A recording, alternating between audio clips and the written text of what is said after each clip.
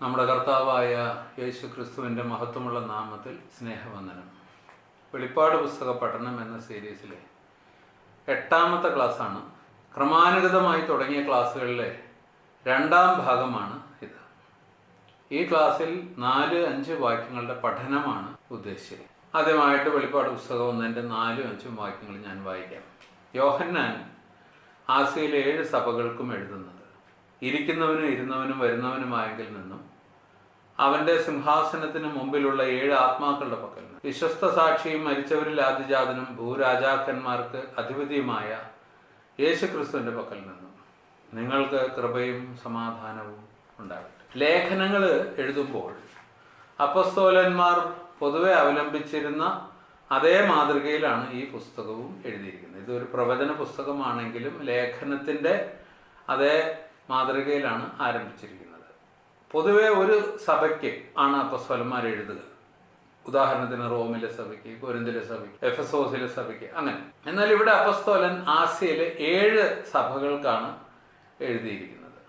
ഇതാണ് യോഹന്നാൻ ആസിയയിലെ 7 സഭകൾക്ക് എഴുതുന്നത് എന്ന വാക്കുകളാൽ ഉദ്ദേശിച്ചിരിക്കുന്നത്. 5ാം വാക്യത്തിൻ്റെ അവസാന ഭാഗത്ത് നിങ്ങൾക്ക് കൃപയും സമാധാനവും ഉണ്ടാകട്ടെ എന്ന് എഴുതിയിട്ടുണ്ട്. 4-5 വാക്യങ്ങൾ അപ്പസ്തോലിക ആശീർവാദമാണ്, ബെനഡിക്ഷൻ ഓഫ് അപ്പോസ്റ്റൽസ് ആണ് എന്ന് എടുത്തു കാണിക്കുന്ന വാക്കുകളാണ് ഇത്. മിക്കവാറും എല്ലാ ലേഖനങ്ങളിലും ഇത് കാണാം.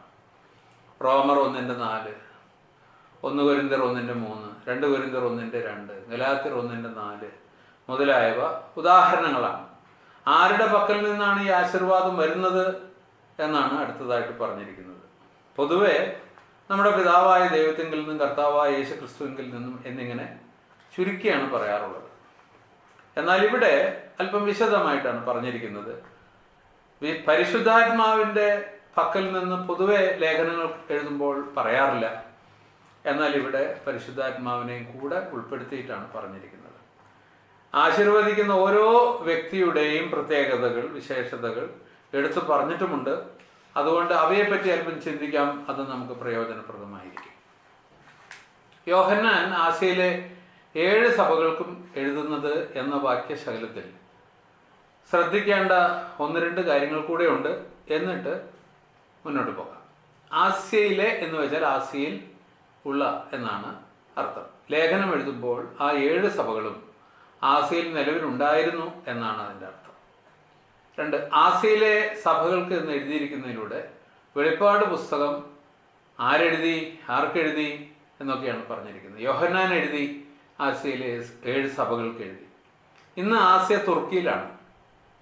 അവിടെ അന്നുണ്ടായിരുന്ന എഫസോസ്, സ്മുർണ, പെർഗമോസ്, തൊയഥൈര, സർദീസ്, ഫിലദൽഫിയ, ലവോദിക്ക എന്നീ 7 സ്ഥലങ്ങളിലെ സഭകൾക്കായിരുന്നു ഈ പ്രവചനം എഴുതിയത്. ആകയാൽ ഈ ലേഖനത്തിലെ പ്രവചനങ്ങളെല്ലാം പ്രാഥമികമായി ആ 7 സഭകൾക്കുള്ളത് ആയിരുന്നു, അവരെ ബാധിക്കുന്നതായിരുന്നു. അവരിൽ മാനസാന്തരപ്പെടുവാൻ ആവശ്യമുള്ളവർ മാനസാന്തരപ്പെടുന്നില്ലായിരുന്നുവെങ്കിൽ ന്യായവിധി അവരെയും ദോഷകരമായി തന്നെ ബാധിക്കുമായിരുന്നു. ചിലർ അഭിപ്രായപ്പെടുന്നത് 3-ാം അധ്യായം വരെയുള്ള കാര്യങ്ങൾ മാത്രമാണ് സഭാ കാലയളവിന് ബാധകമായിരിക്കുന്നത് എന്നാണ്. അതിന് ന്യായീകരണമായി അവർ ചൂണ്ടിക്കാണിക്കുന്നത് 3-ാം അധ്യായം കഴിഞ്ഞ ശേഷം സഭയെക്കുറിച്ചുള്ള പരാമർശങ്ങൾ ഇല്ല എന്നാണ്. ഈ പ്രസ്താവന ശരിയല്ല. കാരണം 22-16 പുസ്തകം സഭകൾക്ക് എഴുതിയതാണ് എന്ന് എടുത്തു പറഞ്ഞിട്ടുണ്ട്. ആകയാൽ 22 അധ്യായങ്ങളിലുള്ള വിഷയങ്ങൾ ആ 7 സഭകൾക്കുള്ളതായിട്ടാണ് പ്രാഥമികമായിട്ട് ഇരിക്കുന്നത്. അതിൽ നിന്നുള്ള ഗുണപാഠങ്ങളും ഉപദേശങ്ങളും കർത്താവിൻ്റെ 2ാം വരവ് വരെയും ജീവിച്ചിരിക്കുന്ന സകല വിശ്വാസികൾക്കും ഉള്ളതാണ്. ഇനി ആശീർവദിക്കുന്നവരാരൊക്കെയാണ് എന്ന് നോക്കാം. ഒന്നാമൻ, ആശീർവദിക്കുന്നവരിൽ ഒന്നാമന് നൽകിയിരിക്കുന്ന വിശേഷണം താൻ ഇരിക്കുന്നവനും ഇരുന്നവനും വരുന്നവനുമാകുന്നു എന്നതാണ്. ഉള്ളവനും ഉണ്ടായിരുന്നവനും വരുന്നവനും എന്നും തർജ്ജമ ചെയ്യാം. ദൈവം ഇപ്പോൾ ഉള്ളവനാകുന്നു, കഴിഞ്ഞ കാലങ്ങളിൽ ഉണ്ടായിരുന്നവനാകുന്നു, വരും കാലങ്ങളിൽ ഉണ്ടായിരിക്കുവാൻ പോകുന്നവനുമാകുന്നു. അതുകൊണ്ടാണ് തന്നെ ഇരിക്കുന്നവനും ഇരുന്നവനും വരുന്നവനും എന്ന് വിശേഷിപ്പിച്ചിരിക്കുന്നത്. അതായത് ദൈവം നിത്യനാണ്. ആകയാൽ ആശീർവദിക്കുന്ന ഒന്നാമൻ പിതാവായ ദൈവമാണ്.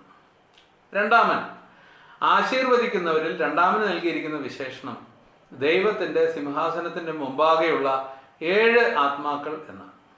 എന്താണ് ഈ പറഞ്ഞിരിക്കുന്നതിൻ്റെ അർത്ഥം? എന്താണ് ഈ 7 ആത്മാക്കൾ? എന്താണ് ഇങ്ങനെയൊക്കെ വിശേഷിപ്പിക്കുവാൻ കാരണം? ഇതെല്ലാം മനസ്സിലാക്കുവാൻ ഇതിനോട് ബന്ധപ്പെട്ട മറ്റ് വചനഭാഗങ്ങൾ പരിശോധിക്കേണ്ടതായിട്ട് ഉണ്ട്.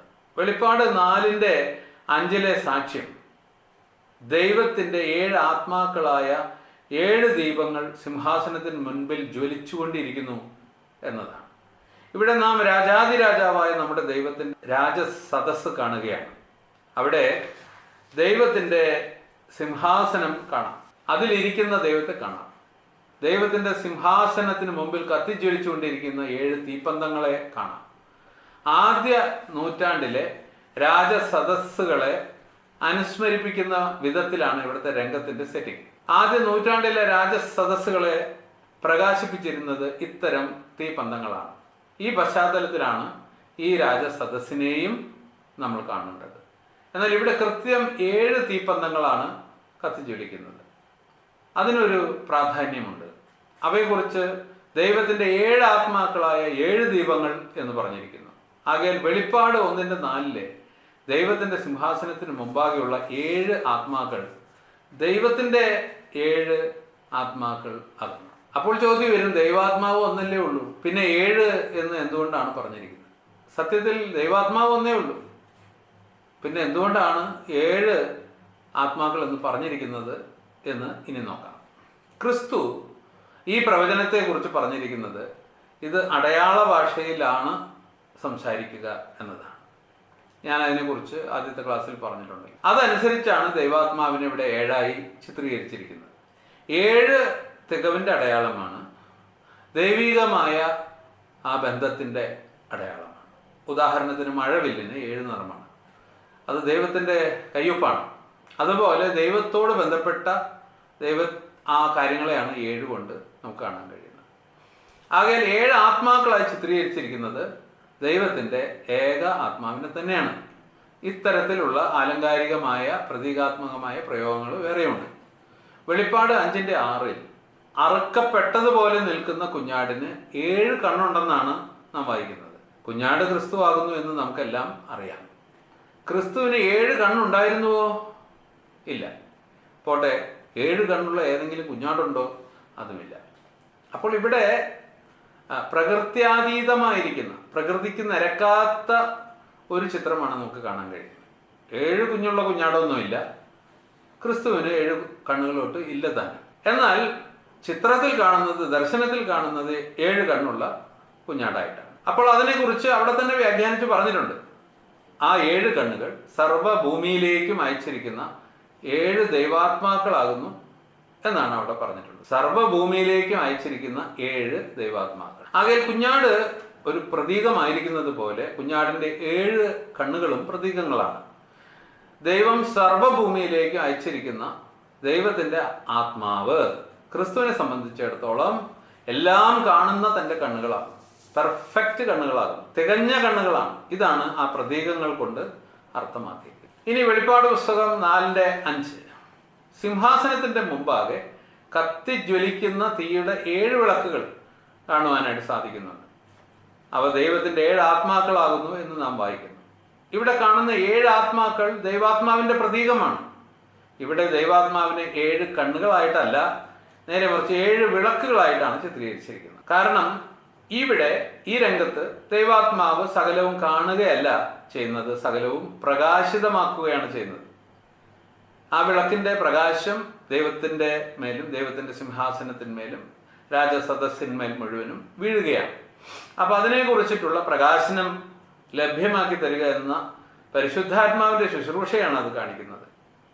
ദൈവസിംഹാസനത്തിന്മേൽ പ്രകാശം ചൊരിഞ്ഞുകൊണ്ട് കത്തിജ്വലിച്ചുകൊണ്ടിരിക്കുന്ന ആ 7 വിളക്കുകൾ സാക്ഷ്യകൂടാരത്തിൽ കൃപാസനത്തിന് മുൻപിൽ കത്തിജ്വലിച്ചുകൊണ്ടിരുന്ന നിഴലായ 7 വിളക്കുകളുടെ പൊരുളാകുന്നു. അതായത് സാക്ഷ്യകൂടാരത്തിൽ ദൈവം കൽപ്പിച്ചിട്ടുണ്ടാക്കിയ ആ 7 കവരകളുള്ള വിളക്ക് ദൈവത്തിൻ്റെ പരിശുദ്ധാത്മാവിൻ്റെ നിഴലാണ്. ആ 7 വിളക്കുകളുടെ തണ്ടുകൾ താഴേക്ക് വരുമ്പോൾ ഒന്നായി ചേരുകയാണ്, ഒരു വിളക്കായിട്ട് അത് രൂപപ്പെടുകയാണ്. ഇത് നമ്മൾ ശ്രദ്ധിച്ചാൽ ഈ 7 ആത്മാക്കൾ ദൈവത്തിൻ്റെ ഒരു ആത്മാവ് തന്നെയാണ് എന്ന് മനസ്സിലാക്കുവാൻ ബുദ്ധിമുട്ടേണ്ടി വരികയില്ല. ഇതെല്ലാം അനുസരിച്ച് ദൈവാത്മാവായ ഈ 7 ആത്മാക്കൾ അല്ലെങ്കിൽ ദൈവത്തിൻ്റെ ആത്മാവ് ഒന്നാമതായി കൃപയാലും സമാധാനത്താലും ആശീർവദിക്കുന്ന ദൈവത്തോടു കൂടെ നമ്മെ ആശീർവദിക്കുന്നവനായി ദൈവ സിംഹാസനത്തിൻ്റെ മുൻപാകെ നിൽക്കുന്നു. രണ്ടാമതായിട്ട് അപ്പോൾ താൻ ദൈവം തന്നെയാണ്, ആശീർവദിക്കുന്ന കാര്യത്തിൽ തുല്യത പുലർത്തുന്ന അത് താൻ ദൈവം തന്നെയാണ് എന്നതിലേക്കും കൂടെ സൂചന നൽകുന്ന ചിത്രമാണ് ഇത്. രണ്ടാമതായി ഈ 7 ദൈവാത്മാക്കളെ അല്ലെങ്കിൽ ദൈവത്തിൻ്റെ പരിശുദ്ധാത്മാവിനെ ദൈവം സർവ്വഭൂമിയിലേക്ക് അയച്ചിരിക്കുന്നത് കാര്യസ്ഥനായി ദൈവത്തിൻ്റെ ഇഷ്ടം സർവ്വഭൂമിയിലും നിറവേറ്റേണ്ടതിനാണ്. അതാണ് ഇന്ന് ചെയ്തുകൊണ്ടിരിക്കുന്നത്. പെന്തക്കോസ്ത് നാൾ തൊട്ട് ആ ശുശ്രൂഷ പരിശുദ്ധാത്മാവ് നിർവഹിച്ചുകൊണ്ടിരിക്കുകയാണ്. ദൈവം നമ്മുടെ കർത്താവായ യേശു ക്രിസ്തു പറയുകയുണ്ടായി, ഞാൻ മറ്റൊരു കാര്യസ്ഥനെ നിങ്ങൾക്ക് അയച്ചു തരും. ആ മറ്റൊരു കാര്യസ്ഥനെ കുറിച്ചിട്ട് ഇവിടെ യോഹന്നാൻ പ്രതീക ഭാഷയിൽ അടയാള ഭാഷയിൽ ഇങ്ങനെയാണ് പറഞ്ഞിരിക്കുന്നത് എന്ന് മാത്രം. മൂന്നാമതായി യേശു ക്രിസ്തുവിൽ ഈ 7 ആത്മാക്കൾ അളവില്ലാത്ത നിലയിൽ നിറഞ്ഞ് വസിക്കുന്നു. യേശു ക്രിസ്തുവിൽ വസിക്കുന്നു എന്ന് 3-ാം അധ്യായം 1-ാം വാക്യത്തിൽ പറഞ്ഞിട്ടുണ്ട്. യേശു ക്രിസ്തുവിൽ വസിക്കുന്ന ആത്മാവാണെന്ന്. എന്നാൽ യോഹന്നാൻ 3-ാമത്തെ അധ്യായത്തിൽ ദൈവം തൻ്റെ ആത്മാവിനെ ദൈവപുത്രന് അളവ് കൂടാതെയല്ലോ കൊടുക്കുന്നത് എന്നും പറഞ്ഞിട്ടുണ്ട്. നാലാമതായി ദൈവത്തിൻ്റെ പരിശുദ്ധാത്മാവ് ക്രിസ്തുവിൻ്റെ 7 കണ്ണായി പ്രവർത്തിക്കുന്നു. അഥവാ എല്ലാം കാണുന്ന സർവ്വഭൂമിയിലും എന്ത് നടക്കുന്നു, തൻ്റെ ജനത്തിൻ്റെ മധ്യത്തിലും അല്ലാത്തവരുടെ മധ്യത്തിലും എന്ത് നടക്കുന്നു എന്ന് കാണുന്ന ആത്മാവായിട്ടാണ് പരിശുദ്ധാത്മാവ് ഇരിക്കുന്നത്. അഞ്ചാമതായി ദൈവസിംഹാസനത്തെ പ്രകാശിപ്പിച്ചുകൊണ്ട് അതിന് മുമ്പാകെ കത്തിജ്വലിച്ചുകൊണ്ടിരിക്കുന്നു. ദൈവത്തെക്കുറിച്ചിട്ടുള്ള പരിജ്ഞാനം നമുക്ക് പകർന്ന് തരുന്ന വെളിപ്പാടിൻ്റെ ആത്മാവ്. എഫേസ്യ ലേഖനം 1-ാം അധ്യായത്തിൽ വായിക്കുമ്പോൾ അങ്ങനെ വെളിപ്പാടിൻ്റെ ആത്മാവിനെ തരയണമേ എന്നൊരു പ്രാർത്ഥന അവിടെയുണ്ട്. ആ വെളിപ്പാടിൻ്റെ ആത്മാവാണ് ഇവിടെ. ദൈവസിംഹാസനത്തെ പ്രാർത്ഥനയ്ക്ക് ഉത്തരമായി പ്രകാശിപ്പിച്ചുകൊണ്ട് നമുക്ക് ദൈവപരിജ്ഞാനവും ക്രിസ്തുവിൻ്റെ പരിജ്ഞാനവും പകർന്നു തരുന്ന ദൈവാത്മാവിനെ നമുക്കിവിടെ കാണാൻ കഴിയും. ആറാമതായിട്ട് സാക്ഷ്യകൂടാരത്തിൽ വിശുദ്ധ സ്ഥലത്തുണ്ടായിരുന്ന 7 കവരകളുള്ള വിളക്കിനെ ഈ 7 ആത്മാക്കൾ അനുസ്മരിപ്പിക്കുന്നു.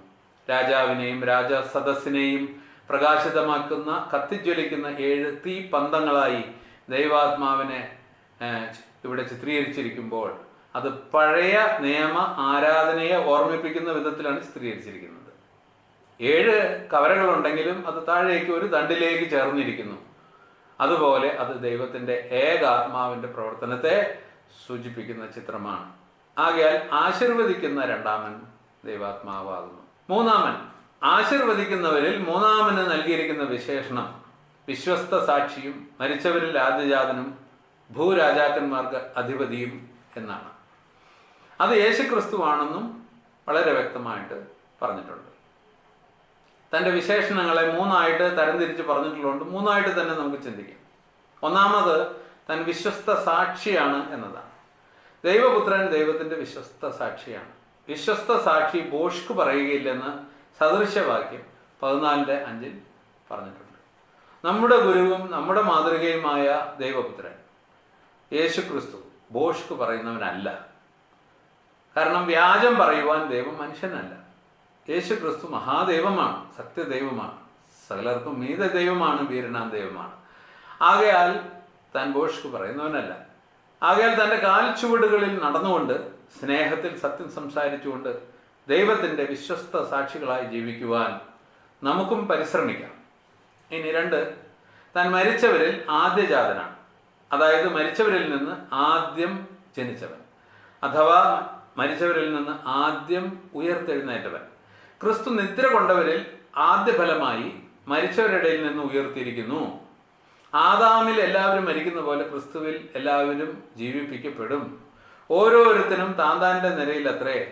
ആദ്യ ഫലം ക്രിസ്തു, പിന്നെ ക്രിസ്തുവിനുള്ളവർ അവൻ്റെ വരവിങ്കൽ എന്നാണ് 1 കൊരിന്ത്യർ 15 അതിൻ്റെ 20 മുതൽ 23 വരെയുള്ള വാക്യങ്ങളിൽ പറഞ്ഞിരിക്കുന്നത്.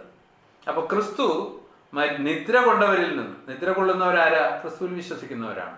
അവരിൽ നിന്ന് അവരുടെ ആദ്യ ഫലമായിട്ട്, അതായത് അവരും കർത്താവിൻ്റെ വരവെങ്കിൽ ഉയർത്തെഴുന്നേൽക്കും എന്ന സൂചന നൽകിക്കൊണ്ട് ജീവിപ്പിക്കപ്പെട്ടിരിക്കുകയാണ്. അപ്പോൾ അതാണ് ഈ മരിച്ചവരിൽ ആദ്യജാതൻ എന്നുള്ള പദപ്രയോഗം സൂചിപ്പിക്കുന്നത്. സകലത്തിനും താൻ മുമ്പനാകേണ്ടതിന് അവൻ ആരംഭവും മരിച്ചവരുടെ ഇടയിൽ നിന്ന് ആദ്യനായി എഴുന്നേറ്റവനുമാകുന്നു എന്ന് കൊലോസ്യർ 1:18 പറഞ്ഞിട്ടുണ്ട്. ഇങ്ങനെ താൻ മരിച്ചവരിൽ നിന്ന് ആദ്യം ഉയർത്തെഴുന്നേറ്റുകൊണ്ട് സകലത്തിലും മുമ്പനായിട്ട് തീർന്നിരിക്കുകയാണ്. മരിച്ചവരുടെ ഇടയിൽ നിന്ന് ആദ്യനായി ഉയർത്തെഴുന്നേറ്റവൻ എന്ന നിലയ്ക്ക് അവൻ നമുക്ക് നൽകുന്നത് നമ്മുടെ ഉയർപ്പിന്റെ പ്രത്യാശയാണ്. ആകയാൽ അവന്റെ വിളിയാലുള്ള ആശ ഇന്നതെന്ന് തിരിച്ചറിഞ്ഞ് നമുക്കതിൽ ഉറച്ചു നിൽക്കാം. നമ്മുടെ കർത്താവായ യേശു വരുന്ന നാളിൽ നമുക്കുണ്ടാകുവാനിരിക്കുന്ന ഉയർത്തെഴുന്നേൽപ്പിന്റെ പ്രതീക്ഷയിൽ നമുക്ക് അവനായിട്ട് കാത്തിരിക്കാം. മൂന്നാമതായിട്ട് യേശു ക്രിസ്തുവിനെ കുറിച്ച് പറഞ്ഞിരിക്കുന്നത് താൻ ഭൂരാജാക്കന്മാർക്ക് അധിപതിയാണ് എന്നാണ്. ഭൂമിയിലെ രാജാക്കന്മാരുടെ അധിപതി. വെളിപ്പാട് പുസ്തകം രചിക്കപ്പെടുമ്പോൾ തന്നെ യേശു ഭൂരാജാക്കന്മാർക്ക് അധിപതി ആയിരുന്നു. ഭൂരാജാക്കന്മാർക്ക് അധിപതി ആയവൻ ആരാണ്? രാജാതി രാജാവാണ്. അതുകൊണ്ട് രാജാതി രാജാവാണ് യേശു ക്രിസ്തു. അവൻ നമ്മുടെ രാജാവും ആകുന്നു. യേശുവിൻ്റെ രാജ്യത്വം വരുവാനിരിക്കുന്നതേ ഉള്ളൂ എന്ന് വിശ്വസിക്കുന്നവർക്ക് ഇതാ വെല്ലുവിളി ഉയർത്തിക്കൊണ്ട് അനിഷേധ്യമായ ഒരു തെളിവ് നമുക്കിവിടെ കാണാനായിട്ട് സാധിക്കും. യേശു ക്രിസ്തുവിൻ്റെ രാജ്യത്വം വരുവാനല്ല ഇരിക്കുന്നത്. യേശു ക്രിസ്തു ഇപ്പോൾ രാജാവാണ്. തൻ്റെ രാജ്യത്വം സംബന്ധിച്ച പല തെറ്റിദ്ധാരണകളും വിശ്വാസികളുടെ ഇടയിലുണ്ട്. അത് ഐഹികമായ, അക്ഷരികമായ, ഭൗതികമായ രാജ്യമാണെന്നൊക്കെ അവർ പറയാറുണ്ട്. എന്നാൽ കർത്താവ് തന്നെയും പറഞ്ഞിട്ടുള്ളത് എൻ്റെ രാജ്യം ഐഹികമല്ല എന്നാണ്. അത് ഈ ഭൂമിയിൽ നിന്നുള്ളതല്ല എന്നാണ്.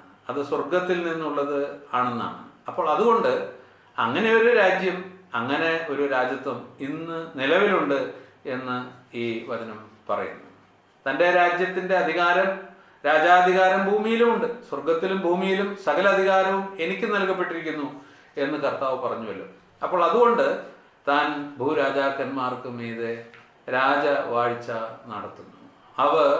അവൻ ഇരുമ്പുകോൽ കൊണ്ട് സകല ജാതികളെയും മേയ്ക്കുന്നവനാണെന്ന് സങ്കീർത്തനം 2 വെളിച്ചത്തിലും വെളിപ്പാട് പുസ്തകം 2 വെളിച്ചത്തിലും നമുക്ക് മനസ്സിലാക്കുവാനായിട്ട് സാധിക്കും. തൻ്റെ രാജ്യവും വാഴ്ചയും സംബന്ധിച്ച് കൂടുതൽ വിവരങ്ങൾ പിന്നീടുള്ള പഠനത്തിൽ വ്യക്തമായി വരും. നമ്മുടെ കർത്താവായ യേശു ക്രിസ്തു ഭൂരാജാക്കന്മാർക്ക് അധിപതി ആയിരിക്കുന്നു എന്നത് വിശ്വാസികളായ നാം എല്ലാവരെയും വളരെ ഉത്തേജിപ്പിക്കേണ്ടുന്ന ഒരു സത്യമാണ്. ഭരണാധികാരികളാലുള്ള പീഡനങ്ങൾ സഹിക്കുന്ന ഇന്നത്തെ സാഹചര്യങ്ങളിൽ കർത്താവ് ആ ഭരണാധികാരികളുടെ മീതെ വാഴുന്നു എന്നത് വളരെ ആശ്വാസം നൽകുന്ന ഒരു വസ്തുതയാണ്. കർത്താവ് അനുവദിച്ചിട്ടല്ലാതെ അവർ അധികാര സ്ഥാനത്തേക്ക് വരുന്നില്ല എന്ന് കാണുന്നത് വളരെ ആശ്വാസം നൽകുന്ന കാര്യമാണ്. അതുപോലെ ഉന്നതനു മീതെ ഒരു ഉന്നതനും അവർക്ക് മീതെ അത്യുന്നതനും ജാഗരിക്കുന്നു എന്ന സഭാപ്രസംഗിയിലെ വാക്യം പീഡിപ്പിക്കപ്പെടുന്ന, നീതിയും ന്യായവും ലഭിക്കാത്ത ദരിദ്രന് വളരെ ആശ്വാസപ്രദമായ ഒരു വാർത്തയാണ്. വിശ്വസ്ത സാക്ഷിയും മരിച്ചവരിൽ നിന്നും ആദിജാതനും ഭൂരാജാക്കന്മാർക്ക് അധിപതിയുമായ നമ്മുടെ കർത്താവിൻ്റെ വർണ്ണന ഇതോടെ അവസാനിക്കുന്നില്ല. പിന്നെയും അത് തുറന്നുകൊണ്ടാണ് ഇരിക്കുന്നത്. വെളിപ്പാട് പുസ്തകം മുഴുവനും നമ്മുടെ കർത്താവിനെയാണ് ഉയർത്തി കാണിക്കുന്നത്. അപ്പോൾ അത് പിന്നെയും യോഹന്നാന്റെ തൂലികയിൽ നിന്ന് വഴിഞ്ഞ് ഒഴുകിക്കൊണ്ടിരിക്കുകയാണ് നമുക്ക് കാണാനായിട്ട് സാധിക്കും. ആ തുടർച്ച നമുക്ക് വീണ്ടും അടുത്ത വീഡിയോയിലൂടെയും കാണാം. നാം ഇന്ന് ശ്രദ്ധിച്ച വിഷയം ആശീർവദിക്കുന്നവൻ ആരൊക്കെയാണ് എന്നുള്ളതാണ്. പിതാവും പുത്രനും പരിശുദ്ധാത്മാവുമായ ഏക ദൈവമല്ലാതെ നമുക്ക് കൃപയും സമാധാനവും നൽകുന്നവൻ വേറെ ആരുമില്ല. അതുകൊണ്ട് ആ ദൈവത്തിൽ ആശ്രയിച്ച് ആ ദൈവത്തെ പ്രസാദിപ്പിച്ച് നമുക്ക് ജീവിക്കാം. കൃപയും സമാധാനവും നിറഞ്ഞവരായിട്ട് ജീവിക്കാം. അവൻ്റെ ഉത്തമ സാക്ഷികളായിട്ട് ജീവിക്കാം. വിശ്വസ്ത സാക്ഷികളായിട്ട് ജീവിക്കാം. ദൈവം നമ്മെ സഹായിക്കട്ടെ, അനുഗ്രഹിക്കട്ടെ. ആമേൻ.